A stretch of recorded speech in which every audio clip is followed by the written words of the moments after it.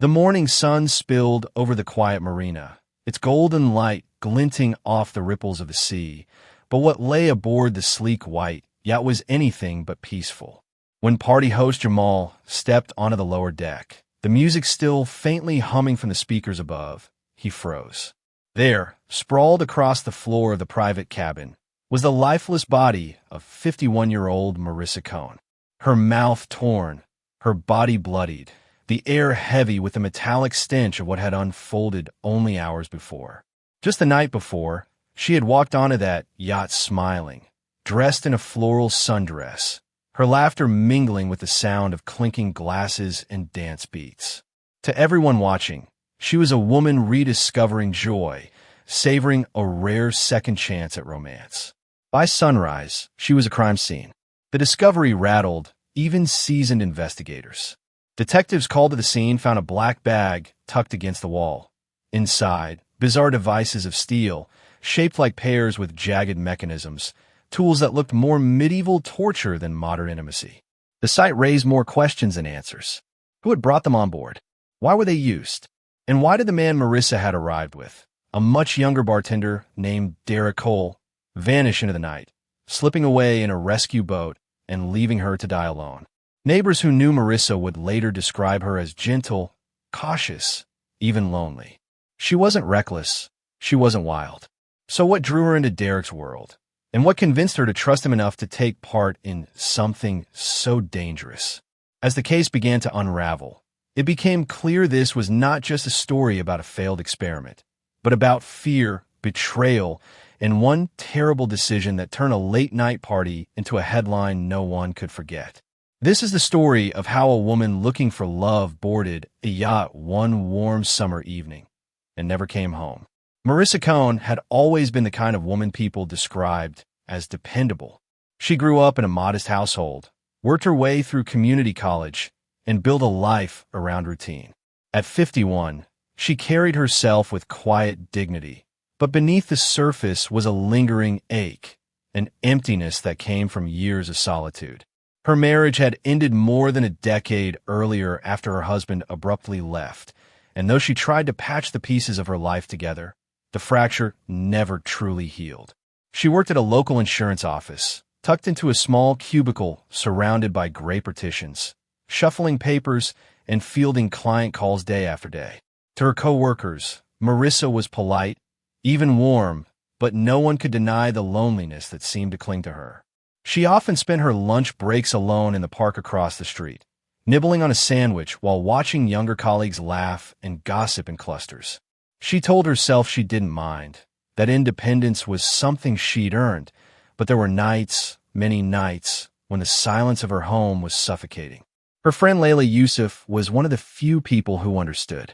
The two had met back in high school and managed to keep their bond strong despite the passage of time.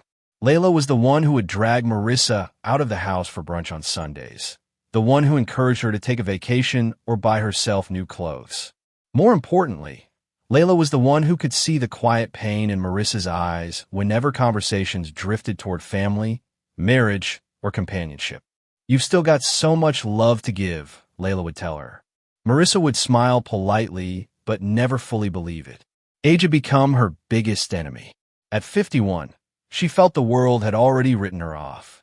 Society told her women her age weren't meant for new beginnings, weren't meant for passion.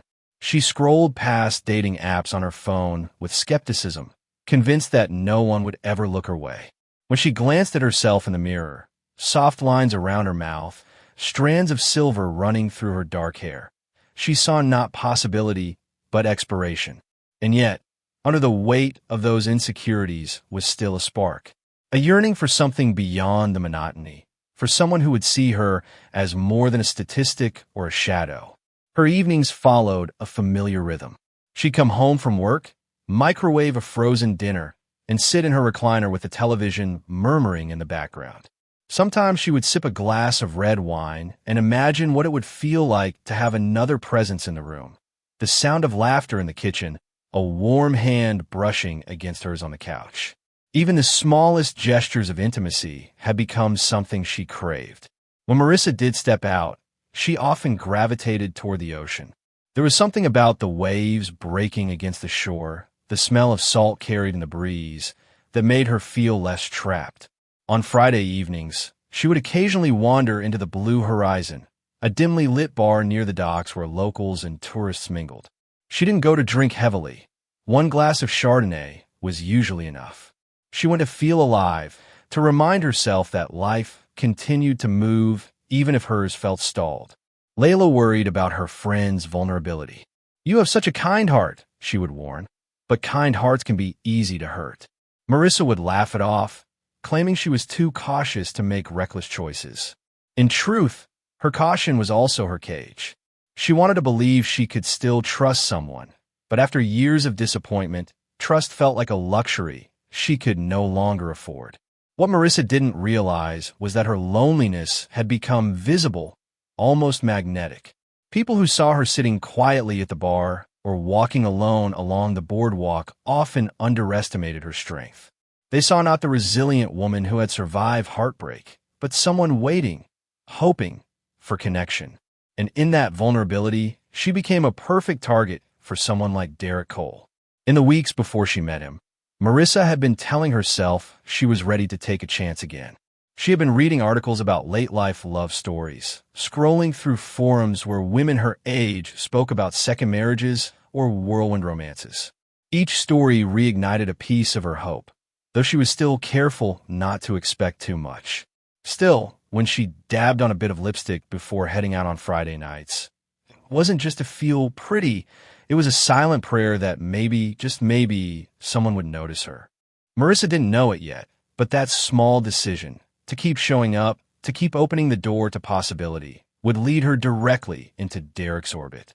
And in him, she would see not just a man, but the answer to her deepest longing. What she couldn't see was the danger hidden beneath his charm.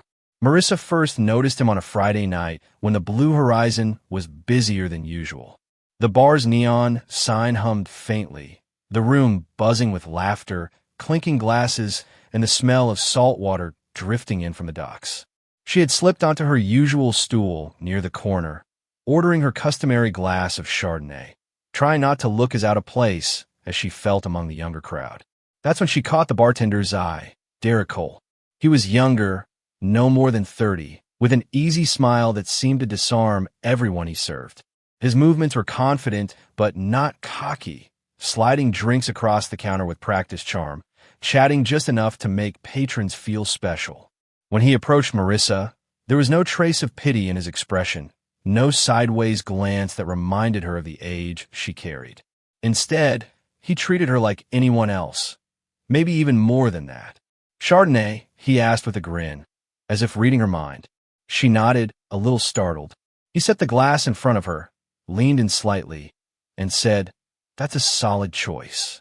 Pairs well with good company." It was a small line, but something in the warmth of his tone pierced through the armor she had built over years of disappointment. Over the next few weeks, Derek began to notice her visits. Sometimes she'd come in alone, other times with Layla, but she always gravitated toward that corner stool. And every time, he found a reason to linger a little longer at her end of the bar. He'd ask about her day, joke about the tourists who stumbled in sunburned and loud, or share bits of his own life. He told her he was more than just a bartender, that he had a side passion for design, specifically devices meant to make intimacy safer, more interesting. At first, Marissa thought he was joking, but Derek explained with surprising seriousness. He had been fascinated by mechanical design since high school, always tinkering with gadgets in his garage.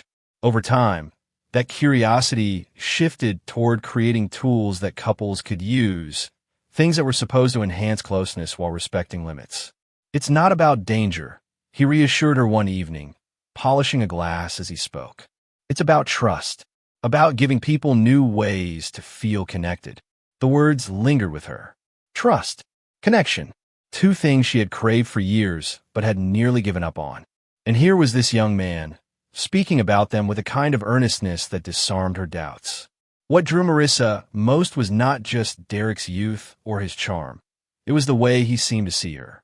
He asked questions no one else bothered to ask. What kind of music she liked, what books she read, what dreams she still held on to. He didn't flinch when she admitted she sometimes felt invisible. Instead, he leaned closer, his eyes steady, and said, "Anyone who overlooks you doesn't know what they're missing."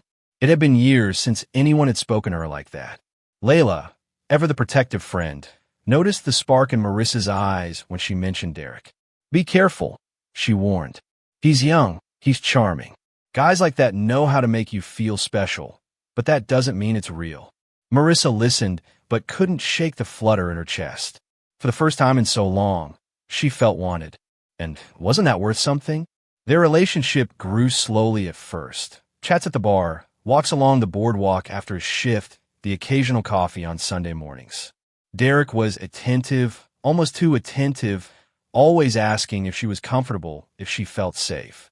That emphasis on boundaries reassured Marissa. It made her believe his talk about devices wasn't reckless, but thoughtful, even caring. He painted himself as a man who had seen too many relationships fall apart because of dishonesty or fear. "People are scared to admit what they want," he said once, gazing out at the waves. "But if you can be open, if you can trust, that's where real intimacy starts." For Marissa, those words felt like an invitation. She had lived so long in silence, hiding her own longings out of shame or fear of judgment. With Derek, she felt free to imagine possibilities she had once locked away. His youth didn't feel like a gap, but a bridge, a chance to step into a world she thought had closed its doors to her. Still, there were moments that gave her pause. She noticed the black bag he often carried, the way he spoke with pride about his prototypes as though they were trophies. Once, when she asked to see them, he laughed and said, "Not yet. You'll understand when the time's right." She brushed off the unease, convincing herself it was part of his mystery, part of what made him different from the predictable men her age. By the time Derek invited her to a yacht party hosted by his friend Jamal, Marissa felt she had crossed an invisible line. She trusted him, not just with her time or her company, but with the fragile hope she had guarded for years. She bought a new sundress, painted her nails a soft coral, and told Layla she was just trying something new. For the first time in a long time, she was excited, her heart beating with the possibility of adventure. She didn't know, as she stepped into that world of music, lights, and the open sea, that Derek's black bag would follow her there, and that inside it waited the twisted invention that would change everything. The night of the yacht party began with a sense of giddy anticipation. Marissa stood in front of her bathroom mirror, smoothing the fabric of her new sundress, a pale coral color that set off the warmth of her skin. She dabbed on a touch of lipstick, the shade just bold enough to remind herself she was still a woman who could be noticed. For the first time in years, she wasn't heading out for an empty dinner or a quiet drink. She was going to a party, and not just any party, but one thrown on the glittering waters of the marina. When she arrived, Derek was waiting by the docks, his grin wide and infectious. He wore a crisp button-down shirt with the sleeves rolled, his confidence radiating as naturally as the sea breeze around them. "You look incredible," he said without hesitation, offering his hand as he helped her step onto the polished deck of the yacht. She felt her pulse quicken at the ease of his compliment. For a fleeting moment, she let herself imagine she belonged in this world of luxury and laughter. Jamal, the yacht's owner, greeted them warmly, a tall man with a booming laugh who welcomed everyone aboard like family. The upper deck pulsed with music, lights strung across the railing twinkling like stars. Young couples danced barefoot, bottles of champagne popped, and the sound of clinking glasses mingled with the rhythmic slap of waves against the hull. Marissa tried to absorb it all. The shimmer of city lights across the water, the smell of salt and rum, the carefree energy of people far younger than herself. For once, she didn't feel like an outsider. Derek stayed close, his hand occasionally brushing hers, introducing her proudly to his friends. At first, she felt nervous, awkward even, but as the night wore on, the wine loosened her laughter.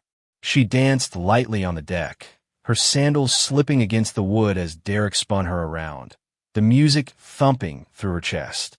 Layla's voice lingered faintly in the back of her mind. "Be careful, Marissa," but the warning faded under the glow of Derek's attention. She was alive, visible, desired. Around midnight, as the crowd grew louder and the air thicker with alcohol and sweat, Derek leaned close to her ear, his breath warm.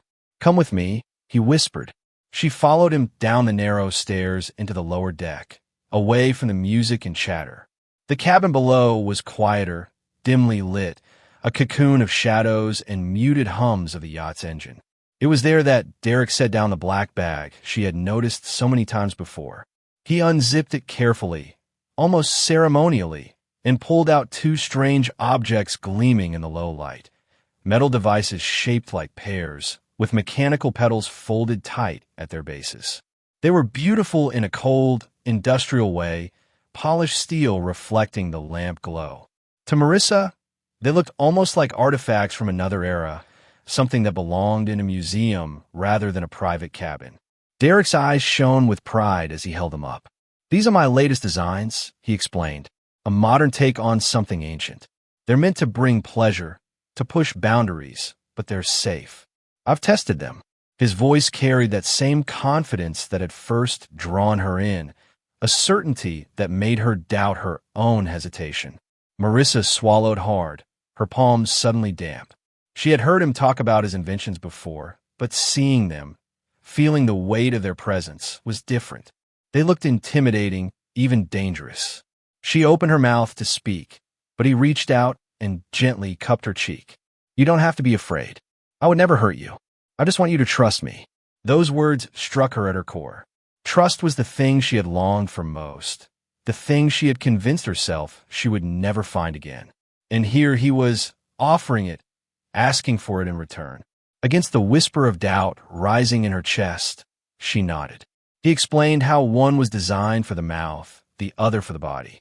He described the mechanism with the kind of detail that both reassured and unnerved her. How they expanded slowly, carefully, meant to create a new sensation without causing harm. He stressed the safety locks, the adjustments, the design improvements he had made. Marissa wanted to believe him, needed to believe him. As she sat on the edge of the berth, Derek knelt in front of her, placing the cold steel into her hand. "You're in control," he said softly. "If you want me to stop, I stop. Always." She studied his face, searching for cracks in his conviction, but all she saw was intensity, an eagerness that made her heart pound. The cabin around them seemed to close in, the air heavy, her mind racing between fear and desire. She remembered Layla's words again, but this time they were drowned out by Derek's closeness, his voice, the way his hand steadied hers. Slowly, almost reluctantly, she agreed. Derek smiled, relief flickering across his face, and he began preparing the devices, his movements precise, almost reverent. The metallic click of gears echoed in the small room, mingling with the muffled bass from above. Marissa's breath quickened, her body tense, but she forced herself to relax, telling herself this was what trust looked like, what stepping out of her cage finally meant. She didn't know, as the mechanisms whirred softly to life, that her leap of faith would soon spiral into unimaginable horror, that the very man who promised her safety would be the one to leave her alone in the dark. The moment the steel touched her skin, Marissa felt a chill run through her. Derek's hands were steady, his voice low and reassuring as he guided her through what he called the process. The first device, the one designed for her mouth, felt strange but not immediately painful. She tried to relax, to trust the man kneeling in front of her, reminding herself that this was a choice she had made, to step into something new, something daring. For a few minutes, everything seemed under control. Derek adjusted the small lever at the base, watching her carefully, nodding in encouragement. "See? Smooth, gentle," he whispered, his words almost like a chant meant to calm her. Marissa managed a faint smile, though her jaw felt tight around the cold metal. She forced herself to believe him, to ignore the unease curling in her stomach. Then, without warning, the mechanism gave a sharp click. The pedals began to expand more quickly than before, stretching past what felt tolerable. Marissa's eyes widened, her muffled protest barely audible. Derek frowned, turning the dial in the opposite direction, but nothing happened. Instead, the expansion accelerated, the edges of the steel prying at the soft tissue of her mouth. A thin line of blood trickled from the corner of her lips. Hold on, Derek muttered, panic creeping into his voice. He tried again, yanking at the lever, but the device refused to stop. Marissa clawed at his arm, her body shaking as tears streamed down her face. The second device, already in place, began to malfunction as well, its petals blooming open far beyond what her body could endure. The sensation turned from discomfort to agony in an instant. She screamed, or tried to, but the sound was garbled, trapped by the metal forcing her jaw apart. Blood spilled freely now, staining her dress, dripping onto the floorboards. Derek's hands trembled as he struggled to pry the devices loose, his breath coming in short, frantic gasps. No, this isn't supposed to happen, he cried. Marissa thrashed, her legs kicking against the berth, the cabin echoing with the thud of her heels against wood. The music from above drowned her cries. The party continued as if nothing below deck had changed. Every second felt endless, the devices tearing her apart as they expanded beyond their design. Finally, one snapped, a small piece of steel breaking off with a metallic ping. Derek recoiled, his face ashen, his shirt speckled with her blood. He tried to force his fingers between the petals, but the jagged edges sliced his skin. God damn it, he shouted, pulling back, his palms bleeding. Marissa's body convulsed, her eyes pleading, filled with terror and betrayal. She had trusted him, believed his reassurances, and now she was trapped inside a nightmare of his making. The air grew thick with the iron tang of blood. Her breathing turned ragged, shallow, each exhale weaker than the last. In that moment, Derek froze. He could have screamed for help, could have raced upstairs to get Jamal or anyone from the party. But instead, fear overtook him. The thought of police, of prison, of being branded a killer, his mind spiraled. He backed away, shaking his head, muttering, I didn't mean this. Marissa slumped against the berth, her dress soaked, her eyes still open but glassy. The room was silent except for the dull hum of the yacht's engine and the distant throb of music above. Derek stood there for a long, terrible second, his breath coming in ragged sobs. Then, in a burst of cowardice, he grabbed his black bag, shoved the remaining tools inside, and bolted. He didn't stop to cover her body or even close her eyes. He raced up the narrow stairs, avoiding the crowd, and made his way to the deck's edge. No one noticed him as he lowered the small rescue boat, the ropes squealing softly in the night. His hands shook as he untied it, climbing down and pushing himself into the darkness of the open water. Behind him, the yacht glowed with life, music and laughter spilling into the night, while below, Marissa lay broken and bleeding. Hours passed before anyone realized something was wrong.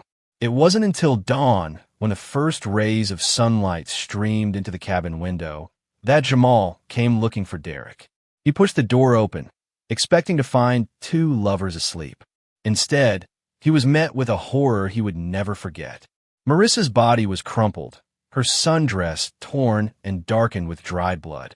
The strange devices still clung to her like grotesque ornaments, their jagged petals frozen mid-expansion. Jamal staggered back, bile rising in his throat, his voice cracking as he shouted for help.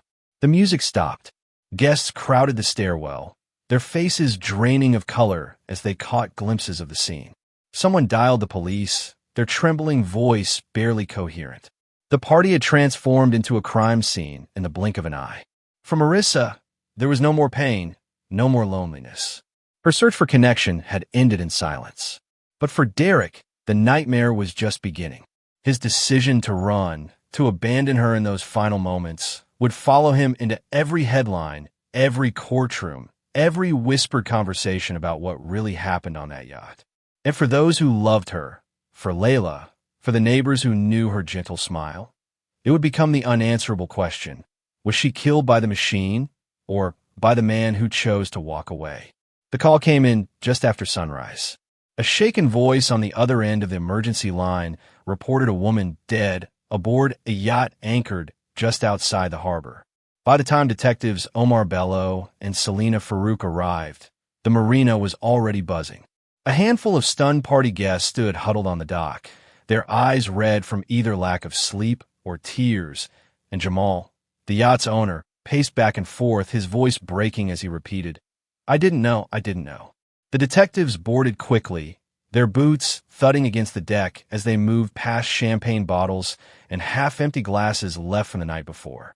The upper deck still smelled of spilled liquor and salt air, but as they descended to the lower cabin, the air shifted. It grew heavy, oppressive. Omar exchanged a grim glance with Selena before pushing the door open. Inside, the scene was something out of a nightmare. Marissa Cohn lay slumped against the berth, her floral sundress stiff with dried blood. Her mouth was grotesquely torn, her body bearing wounds no one could immediately explain. Two strange metal devices jutted from her like monstrous relics, their jagged petals frozen mid-expansion. Selena covered her mouth, muttering under her breath, What the hell is this? Omar crouched beside the body, careful not to disturb anything. He noted the slick stains on the floorboards, the scattered splashes of blood leading to the stairs, and the small trail of droplets heading toward the deck. He straightened slowly, his voice steady but tight. Get forensics down here, and the medical examiner. This isn't just an accident. Within the hour, Dr. Kareem Haddad, the county's chief medical examiner, arrived. Tall and reserved, Kareem had seen plenty in his career, but even he paused at the sight of Marissa. He examined the devices carefully, running a gloved hand over the metal pedals.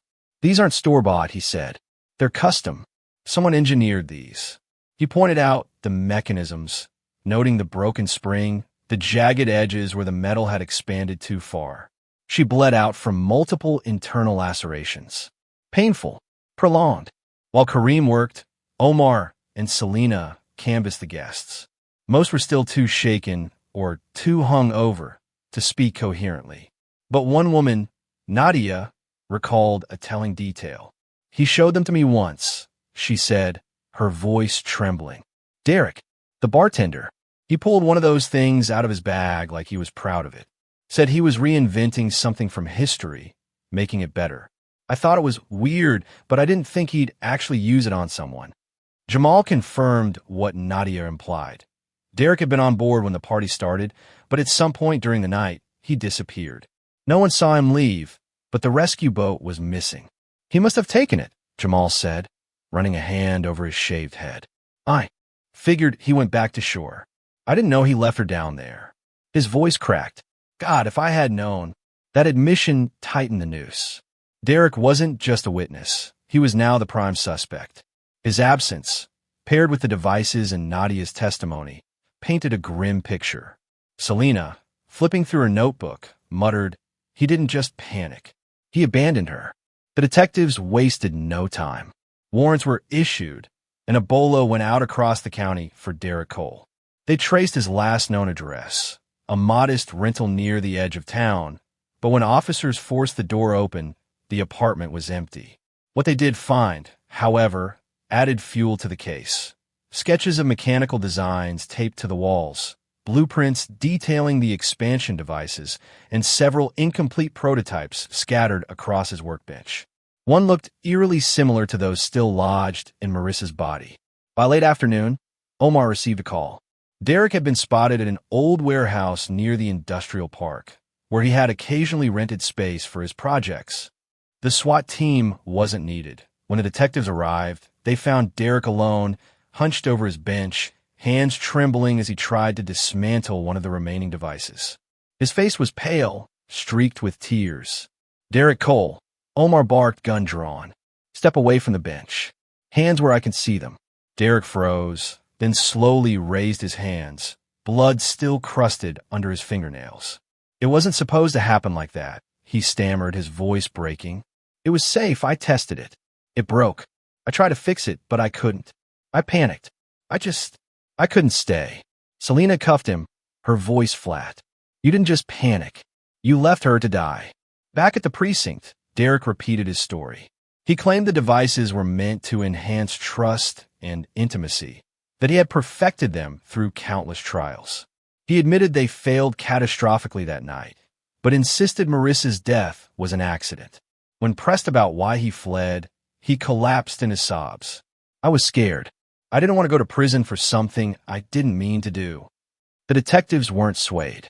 The physical evidence, the sketches, the prototypes, the broken mechanisms, all pointed to negligence at best, reckless disregard at worst. And his decision to abandon Marissa sealed the impression of guilt. Dr. Haddad's autopsy report solidified the case. He confirmed massive internal bleeding as the cause of death, noting that the injuries were not instantaneous. "She suffered," he told Omar grimly. "If someone had acted quickly, removed the devices, called for help, there's a chance she might have survived. But she was left alone. That's what killed her as much as the metal did." The case file thickened with statements and photographs. Nadia's testimony was damning. Jamal's confirmation of Derek's disappearance added weight. The designs in his workshop left no room for doubt. By the time the district attorney reviewed the evidence, the charges were clear: involuntary manslaughter, criminal negligence, and abandonment of a person in mortal danger. As the sun set that evening, Selena looked over the board in the precinct's war room. Marissa's photo smiled softly from the center, framed by crime scene shots and Derek's mugshot. "She just wanted love," Selena murmured. Omar, arms crossed, stared at the black bag of confiscated devices sitting in the evidence locker. "And he gave her death," he replied quietly. The investigation was over, but the real battle, the trial, was only beginning.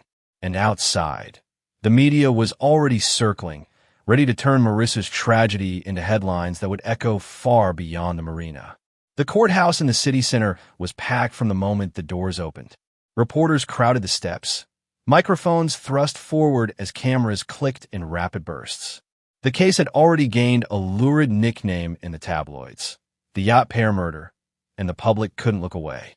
Inside, the air buzzed with attention that only sharpened as Derek Cole was led into the courtroom in a plain suit, his wrists freed from cuffs only moments before. His eyes darted around, hollow with exhaustion, as if he knew every gaze in that room judged him guilty before the trial had even begun. The state called it a simple case: reckless negligence and cowardice that ended in death. The defense insisted it was a tragic accident, compounded by panic. The jury would have to decide whether Derek was an innovator who made a terrible mistake or a man whose arrogance and selfishness cost a woman her life. Assistant District Attorney Navila Karim delivered the opening statement with precision. She stood tall before the jury, her voice steady but sharp. "Marissa Cohn trusted Derek Cole," she began, holding up a photo of Marissa smiling in her sundress, taken the night before her death. She believed his promises of safety. She believed in his reassurances. And for that trust, she paid with her life. This was not an unforeseeable accident.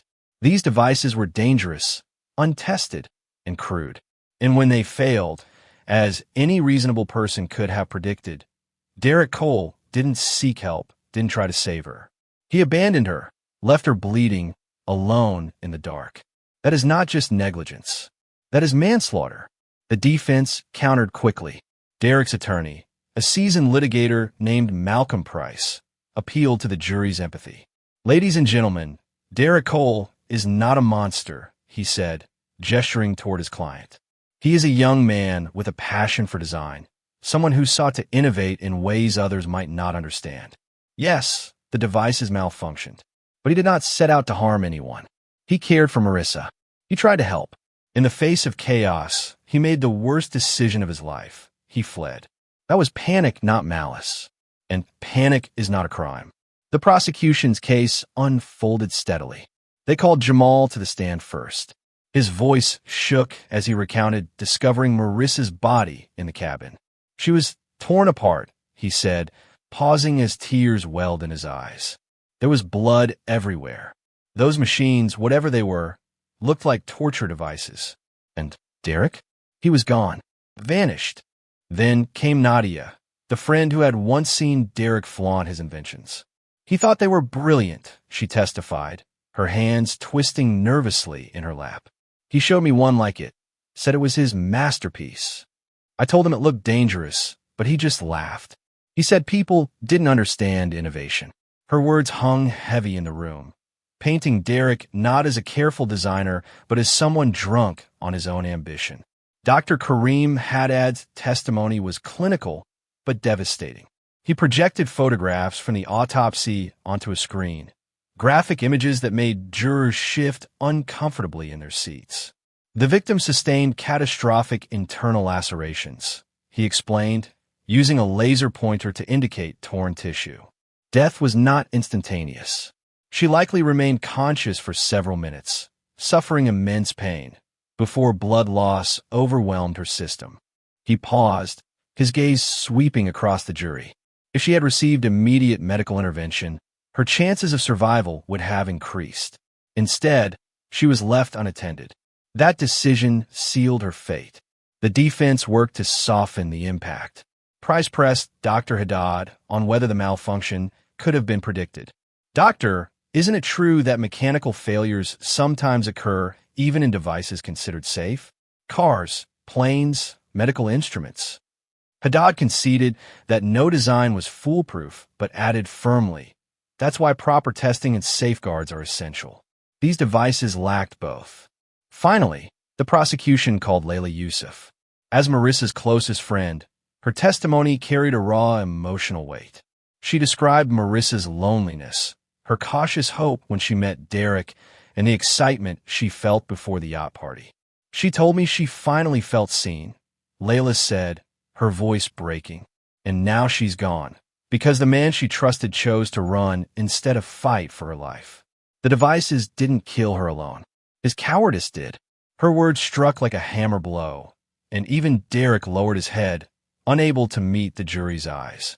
The defense tried to rehabilitate Derek's image by putting him on the stand. His testimony was halting, riddled with tears. He described his fascination with design, his belief that he could modernize history by reinventing devices long relegated to legend. He insisted he tested them, that he thought they were safe. I love Marissa, he said, voice cracking. When things went wrong, I swear I tried to fix it, but there was so much blood. I panicked. I thought if I called for help, they'd say I killed her. I didn't know what to do. Under cross-examination, ADA Kareem pressed him hard. Mr. Cole, are you asking this jury to believe that your fear of consequences was more important than Marissa Cohn's life? That you cared more about yourself than the woman bleeding in front of you? Derek stammered, unable to answer. Kareem leaned closer. That's not panic, Mr. Cole. That's selfishness. And selfishness is what killed her. Closing arguments distilled the trial into two narratives. The prosecution framed Derek as reckless, arrogant, and ultimately cowardly, a man who valued his reputation over a dying woman. The defense pleaded for understanding, painting him as flawed, but not criminal, a man undone by fear. When the jury retired to deliberate, the courtroom buzzed with nervous energy. Hours stretched into nearly a full day before the foreman finally returned. As the verdict was read, guilty of involuntary manslaughter and abandonment of a person in mortal danger, Derek's knees buckled slightly, and he gripped the defense table to steady himself. The judge's sentence was firm, 8 years in state prison, with a minimum of 5 to serve before parole eligibility. In handing it down, the judge's words echoed the public's outrage. Innovation without responsibility is not progress, it is recklessness. And abandoning a human being in their moment of greatest need is an act this court cannot excuse. Layla wept silently in the gallery. For her, the sentence was no comfort. It would not bring Marissa back, would not erase the image of her friend walking hopefully into a love that ended in blood. But at least, in some measure, the world acknowledged what had been taken. Derek was led away in chains, his head bowed, his inventions locked away forever in an evidence vault. Outside, cameras flashed, reporters shouted, and the story of Marissa Cohn was broadcast across the country. Another haunting reminder of how trust, misplaced in the wrong hands, can become deadly. The trial was over, But the ripples of Marissa's death lingered long after the gavel fell. In the weeks that followed, her story became more than just a headline. It became a cautionary tale. Newspapers framed it as a tragedy of misplaced trust, while talk shows debated whether Derek Cole was an innovator or a reckless opportunist who let his ego destroy a woman's life. Hashtags spread across social media. Hashtag Justice for Marissa. Hashtag Yacht Pair Case. While strangers who had never known her posted tributes, promising they would never forget. For those closest to her, the noise of the world meant little. Layla Yusuf arranged a small memorial on the beach where Marissa had so often sat alone, staring out at the waves. Friends, neighbors, and a few co-workers gathered under the fading light of sunset, candles flickering in the sand. Someone played soft music from a speaker, and Layla read aloud from a journal entry Marissa had once shared with her. Maybe love finds us when we're brave enough to open the door again. Her voice broke, tears sliding down her cheeks. She opened the door, and someone shut it forever. Jamal, still racked with guilt for hosting the party, attended but stood apart from the crowd. He couldn't shake the image of finding Marissa's body in his cabin. In his mind, he replayed that moment again and again, wondering if he could have noticed sooner, if he could have saved her. The yacht remained docked and used, a silent monument to the night that had turned his life upside down. Meanwhile, Derek began his sentence at a state penitentiary. Behind bars, the man who once thrived on attention now found himself isolated, his name synonymous with shame. Other inmates mocked him, whispering the pair killer as he passed. In interviews conducted later, Derek continued to insist he never meant harm. "I just wanted to be remembered for something," he told one reporter, his eyes hollow. "I didn't want to be forgotten." But the legacy he left was one of betrayal, not brilliance. For the investigators, the case haunted them in quieter ways. Detective Omar Bello kept a photo of Marissa on his desk for months after, a reminder of the thin line between trust and danger. Selena Farouk admitted privately that it was one of the few cases that made her cry when she got home.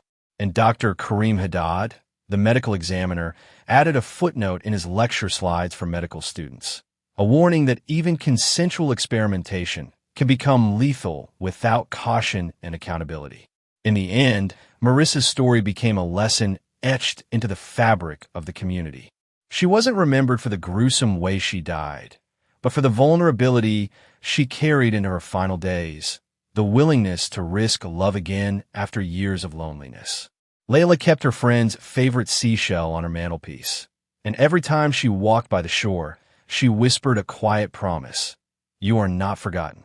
The sea that once gave Marissa comfort now held her memory, its waves carrying both the beauty she sought and the tragedy she endured. And for those who heard her story, it remained a chilling reminder. Sometimes, the greatest danger isn't the machine, the weapon, or the design. It's the silence of the person who walks away when you need them most.